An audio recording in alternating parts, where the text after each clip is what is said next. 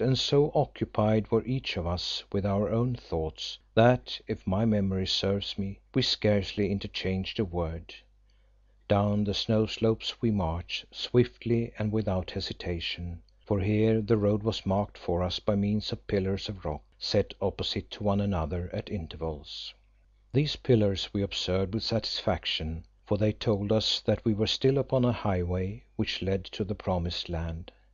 Yet, as we could not help noting, it was one which seemed to have gone out of use, since, with the exception of a few wild sheep tracks and the spoor of some bears and mountain foxes, not a single sign of beast or man could we discover. This, however, was to be explained, we reflected, by the fact that doubtless the road was only used in the summer season, or perhaps the inhabitants of the country were now stay-at-home people who never travelled it at all. Those slopes were longer than we thought; indeed, when darkness closed in we had not reached the foot of them, so we were obliged to spend another night in the snow, pitching our tent in the shelter of an overhanging rock. As we had descended many thousand feet, the temperature proved fortunately a little milder. Indeed, I do not think that there were more than 18 or 20 degrees of frost that night. Also, here and there the heat of the sun had melted the snow in secluded places, so that we were able to find water to drink, while the yak could fill its poor old stomach with dead-looking mountain mosses, which it seemed to think better than nothing. Again the still dawn came throwing its red garment over the lonesome, endless mountains, and we dragged ourselves to our numbed feet, ate some of our remaining food, and started onwards. Now we could no longer see the country beneath, for it and even the towering volcano were hidden from us by an intervening ridge that seemed to be pierced by a single narrow gully towards which we were headed. Indeed, as the pillars showed us, thither ran the buried road. By midday it appeared quite close to us, and we tramped on in feverish haste. As it chanced, however, there was no need to hurry, for an hour later we learned the truth. Between us and the mouth of the gully rose, or rather sank, a sheer precipice that was apparently 300 or 400 feet in depth, and at its foot we could hear the sound of water. Right to the edge of this precipice ran the path, for one of the stone pillars stood upon its extreme brink, and yet how could a road descend such a place as that? We stared aghast. Then a possible solution occurred to us. "Don't you see," said Leo, with a hollow laugh, "the gulf has opened since this track was used. Volcanic action probably."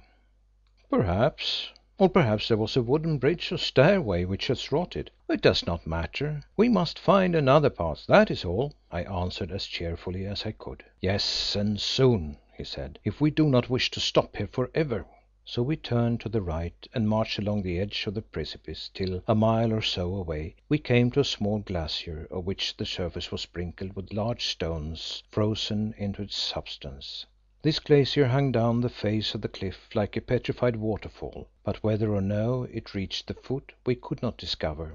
At any rate, to think of attempting its descent seemed out of the question. From this point onwards we could see that the precipice increased in depth, and far as the eye could reach was absolutely sheer. So we went back again and searched to the left of our road. Here the mountains receded, so that above us rose a mighty, dazzling slope of snow and below us lay the same pitiless, unclimbable gulf. As the light began to fade, we perceived half a mile or more in front a bare-topped hillock of rock, which stood on the verge of the precipice, and hurried to it, thinking that from its crest we might be able to discover a way of descent. When at length we had struggled to the top, it was about 150 feet high. What we did discover was that here also, as beyond the glacier, the gulf was infinitely deeper than at the spot where the road ended. So deep indeed that we could not see its bottom, although from it came the sound of roaring water. Moreover, it was quite half a mile in width. Whilst we stared round us, the sinking sun vanished behind a mountain, and, the sky being heavy, the light went out like that of a candle. Now the ascent of this hillock had proved so steep, especially at one place where we were obliged to climb a sort of rock ladder, that we scarcely cared to attempt to struggle down it again in that gloom. Therefore, remembering that there was little to choose between the top of this knoll and the snow plain at its foot in the matter of temperature or other conveniences, and being quite exhausted, we determined to spend the night upon it, thereby, as we were to learn, saving our lives. Unloading the yak, we pitched our tent under the lee of the topmost knob of rock and ate a couple of handfuls of dried fish and corn cake.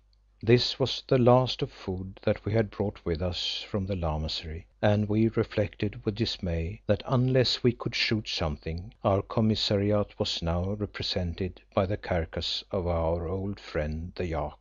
Then we wrapped ourselves up in our thick rugs and fur garments and forgot our miseries in sleep. It cannot have been long before daylight when we were awakened by a sudden and terrific sound like the boom of a great cannon, followed by thousands of other sounds which might be compared to the fusillade of musketry. "Great Heaven! What is that?" I said. We crawled from the tent, but as yet could see nothing, whilst the yak began to low in a terrified manner. But if we could not see, we could hear and feel. The booming and cracking had ceased and was followed by a soft grinding noise, the most sickening sound I think to which I ever listened. This was accompanied by a strange, steady, unnatural wind, which seemed to press upon us as water presses. Then the dawn broke and we saw. The mountain side was moving down upon us in a vast avalanche of snow. Oh, what a sight was that! On from the crest of the precipitous slopes above, 2 miles and more away, it came, a living thing, rolling, sliding, gliding, piling itself in long, leaping waves, hollowing itself into the cavernous valleys like a tempest-driven sea, whilst above its surface hung a powdery cloud of frozen spray. As we watched, clinging to each other terrified, the first of these waves struck our hill, causing the mighty mass of solid rock to quiver like a yacht beneath the impact of an ocean roller, or an aspen in a sudden rush of wind.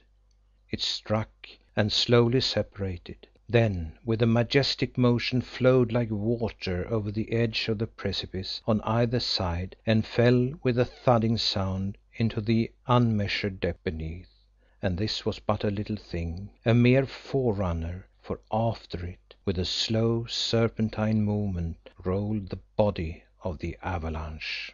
It came in combers, it came in level floods, it piled itself against our hill, yes, to within 50 feet of the head of it, till we thought that even that rooted rock must be torn from its foundations and hurled like a pebble to the depth beneath. And the turmoil of it all, the screaming of the blast caused by the compression of the air, the dull, continuous thudding of the fall of millions of tons of snow as they rushed through space and ended their journey in the gulf. Nor was this the worst of it, for as the deep snows above thinned, great boulders that had been buried beneath them, perhaps for centuries, were loosened from their resting places and began to thunder down the hill.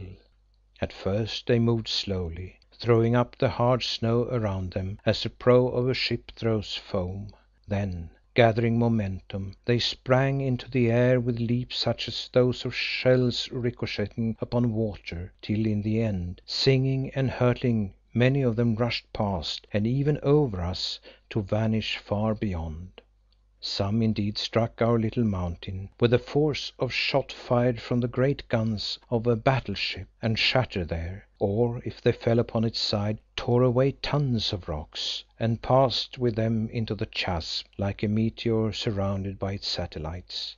Indeed, no bombardment devised and directed by man could have been half so terrible, or, had there been anything to destroy, half so destructive. The scene was appalling in its unchained and resistless might, evolved suddenly from the completest calm. There in the lap of the quiet mountains, looked down upon by the peaceful, tender sky, the powers hidden in the breast of nature were suddenly set free, and companioned by whirlwinds and all